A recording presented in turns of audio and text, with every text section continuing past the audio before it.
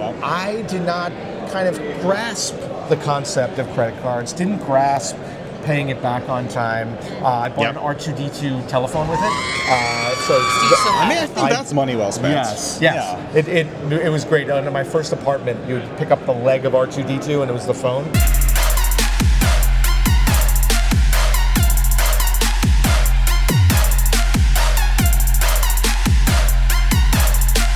Hey everybody, welcome to Edge 2026. This is Miami Chronicles Live, and we've got the man himself, the Jeopardy host, however other many things I can describe you as, but Chief Brand Officer of Integrated is up there, Matt Ackermann. Guys, thank you so much for having me. Man, I can't believe I'm getting interviewed by you guys instead of vice versa. It's a very weird spot. How the tables have turned. That's right. Absolutely, man. Yeah. So we're excited to chat. We're just going to dig into the Matt behind the on-stage persona. Oh, okay. Right? Fine. That's what we want to do. I love it, guys. So take us back in time. Okay. First money memory. Okay. What is it? My first money memory, I'm like 5-6 years old, and we have a lemonade stand. My brother, I run this lemonade stand. I don't even know. I probably made like $8 from it. Let's be honest, right?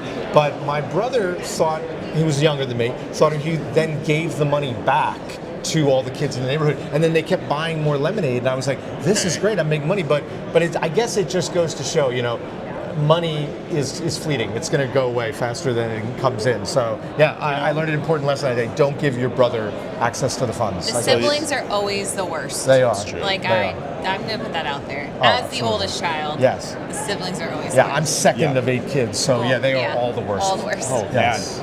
My son's running a lemonade stand right now. Nice. We live by a golf course, so he sells back the golf balls that he finds that people hit in our yard, and then he sells them lemonade. That's actually pretty great. That is the next level of a lemonade stand. That is smart. Yeah. So it's you it's want just your balls? Come and buy some. The never-ending cycle of keeping that money in rotation. And honestly, you're not paying for the golf balls, no. so there is a huge profit upgrade. 100%. Absolutely. Yeah, he's got a great business. It is all profit. It's all profit at this point. So good. Matt.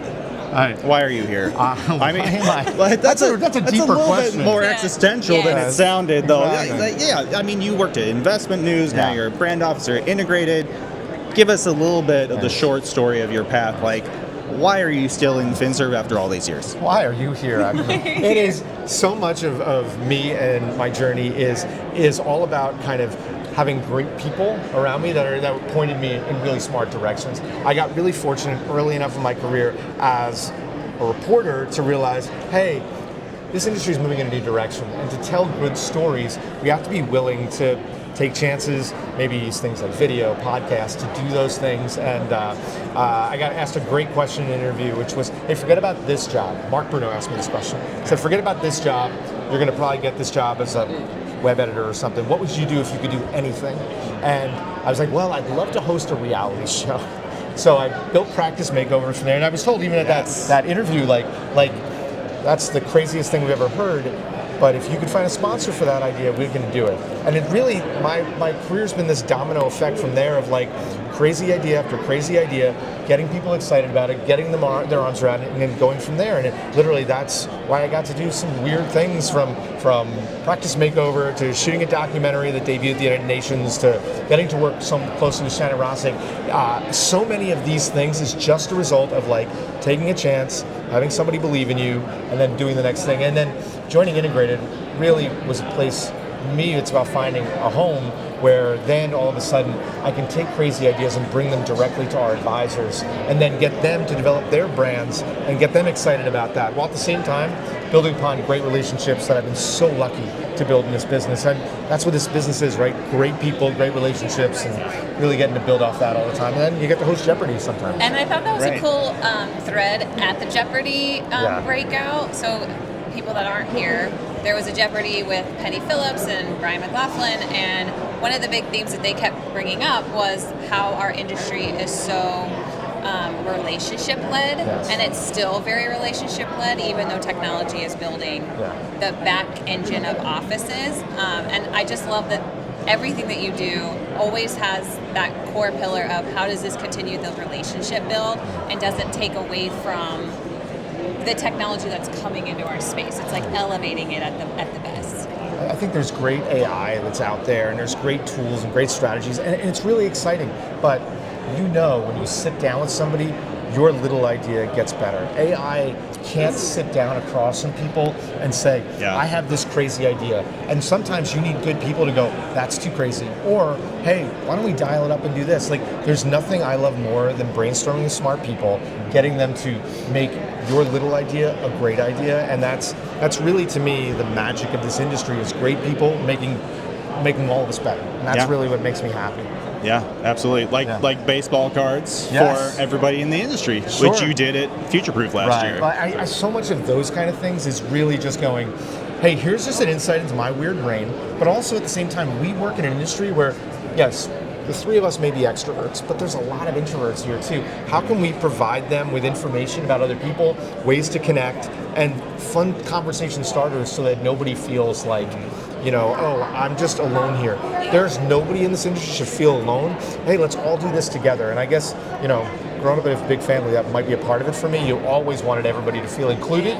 So I want everybody in this industry to feel that same inclusion, same love, same great ways. Community, right? Yes. Like that's always been really important. Yes. I think the industry feels like it's still very important.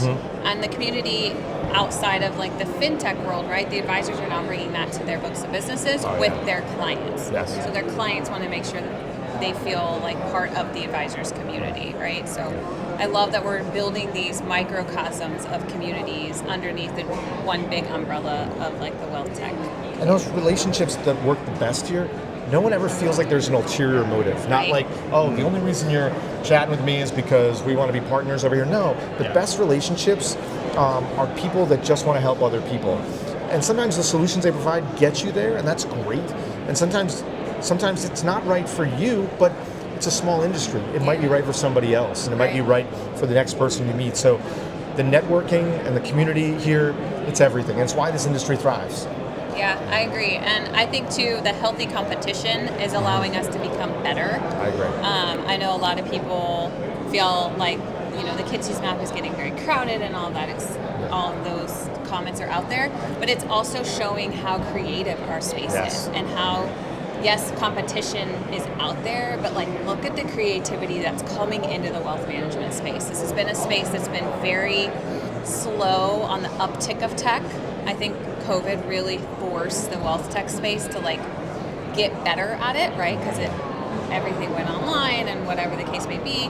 Now advisors are having clients all over. They're not just working with clients inside of their communities. They're building their communities based off their interests and their likes, right? So the idea of their community is now shifted from my community that I live in to my community of my interests. And I think that's such a cool shift that we're seeing. And I think the best wealth tech solutions, the best wealth tech companies are about people, again, back to those relationships that are then able to adapt to what you might need. It's not so much straight line. The best wealth tech companies you'll get on the phone with, and I've done this with Jump, so I'm not just doing a commercial here, but literally sat down with your folks and said, hey, I want to use Jump this way. And I know it's not what it's designed for, and they're almost excited about that opportunity to try something different. And they're like we said, good people take a good idea and make it into a great idea. And there's only so much, especially, listen, I'm not a tech aficionado. I'm never going to say I can't code at all. But what I can do is say, can you figure out how I'm here? And great people can take that and run with it. And Jump's done that for me already, so it's been great. Not doing a commercial for them, I swear. Hashtag ad right here. I always laugh when I say in team meetings and they're like, oh yeah, I just vibe coded this out on a Tuesday, and I'm like, I can't even make a sandwich, let alone create a whole new platform in 12 hours. So I appreciate the people that can build the things that we creative people put in front of them. Yes. Yeah. You're talking a lot about good ideas. I want to hear a bad idea. Okay. What's the worst money mistake you've made? Okay. I thought you just wanted a bad idea I've done in this industry. We will leave those on the cutting room floor. Thank you. We all know Matt only has good ideas. Oh, no. I should tell a bad idea one. That would be funny. The worst idea I had in this industry, and I got laughed at it by everybody after I did it, is when we were first designing Gadget Girl for Shannon Rossick. Yes. I had a whole idea of a superhero that I wanted her to be, and I built a whole cartoon thing for it, and it was like she was Superman and she was busting out. Except the problem was when we drew it, they were like, it looks like she's taking her clothes off. And I was like, I didn't see it that way. And they were like, of course you didn't, Matt. You're just such a nice little boy that you wouldn't think of things that way. But yes, so somewhere on the cutting room floor is a bad idea where I saw Shannon as a superhero. And everyone's like, of course you did, because you're an 8-year-old child who just sees the good in everyone. I love a good Gadget Girl throwback. I do love a good Gadget Girl. Perfect. But in terms of a bad money move, in college, I was that kid who they went, hey, look, you can sign up for this credit card here. Yeah. Oh boy. I gotcha. Exactly. It was a Cal Ripken Jr. credit card, which again, as we know, I'm an Orioles fan, so I had to sign up for that one. Right. And I did not kind of grasp the concept of credit cards, didn't grasp paying it back on time. I bought an R2D2 telephone with it. I think that's money well spent. Yes. Yeah. It was great. In my first apartment, you would pick up the leg of R2D2 and it was the phone. Yeah.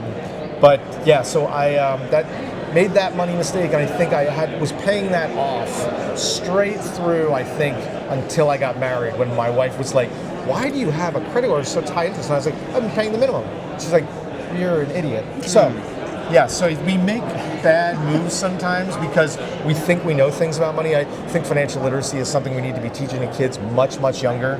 That's another idea I have, which is my idea to build a whole financial literacy show with puppets. But that don't steal that one, anyone out there. That's mine. That's mine. I'm sure the kids would love puppets. They're very much into AI cartoony things, but I got voices ready. It's a throwback, so they would call it vintage. Vintage, perfect. Right? So perfect. It could go a little 90s throwback. Exactly. Yes. Like 90s is having its moment. Right. Exactly. Yeah. Right. Just an analog. Yes. That's experience. That's me. So I'm taking you downtown. It's going to be great. All right, you want to grab the last one, or should I? You can continue. You're doing great. You're doing great. You're doing great, sweetie. All right. Last question. Sure. And then we will let you go, so you can get back to your day. The theme of Edge this year, I believe, is set your sights on growth. Okay. So, what is one area you're trying to grow professionally, and one area you're trying to grow personally? I love it. Well, professionally, we're always trying to help our advisors grow. We have a network of 250 plus advisors and work closely with 250 plus CPAs around the country. By pairing them together, we're seeing incredible growth across both us as a company, more importantly for our advisors, more importantly for the people they serve. Advisors struggle when it comes to organic growth, and it can really be a hard process to ultimately grow your business. But I believe paired with great branding that ultimately makes you stand out and be different, impactful, compelling, and exciting, then all of a sudden you can be different than the advisor across the street. You can be different than maybe even another financial services firm that's out there. You have to stand out from the crowd. So in terms of growth professionally, I want to keep giving great, new, innovative ideas to our advisors so they can stand out. I still believe that video and great marketing is always going to be a part of that, but that's one way. Now, personally, I'm always looking for ways to get better, to grow. I've learned, ironically, that despite being a communication painter and a person that is great at communicating into these groups, sometimes in the personal life, I leave that for the end. My wife and I always talk about how we tend to let down first the people that are closest to us because they're the first to forgive us, right? So they'll forgive you easier. So you put them at kind of the end. So I'm trying to do a better job of two things. One, communicating better. Sometimes that's as simple as putting all the things that I'm supposed to be doing into our collective family calendar. That's an important one. That is, that's tough to do. Really important. I fail at that on a daily basis. But also, I want to begin putting those people first. And something Integrated's done a great job for me is I used to travel 200 days a year. When CJ was Ryan's age, I would see him on weekends. Now, Ryan doesn't even think I have a job. So he literally said, I love mom the most because she makes all the money in the family. And I was like, buddy, I do have a job. And he's like, sure you do. You're in the attic. Good Cute job, dad, buddy. cute. Yeah. Exactly. Exactly. That's great. So at the end of the day, personally, I want to get better at communicating. Professionally, I want to get better at giving all these ideas out to our advisors. Love it, man. Love it. Love it. Thanks for joining us. We appreciate my pleasure. you. This is fun. Time just flies talking to you guys. You're the best. All right. Cool. Thanks, dude. Thank you.